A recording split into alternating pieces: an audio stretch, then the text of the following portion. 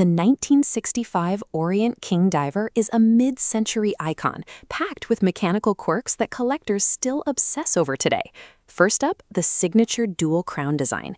Instead of an outer ring, a dedicated secondary crown rotates the timing bezel underneath the crystal. This internal setup protects the timing scale from accidental bumps while diving, creating its highly distinctive look. Next, its massive physical presence. The King Diver boasts an imposing 44mm case. It's topped with a distinctively tall, domed crystal with near vertical sides, giving it a chunky, aggressive profile.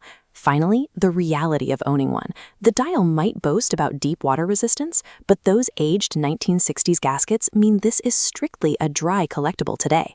Still, pristine examples of this Japanese diver easily fetch up to $900 on the collector market. The vintage King Diver has transitioned from a rugged underwater tool into a delicate, highly valued icon of mid-century mechanical design.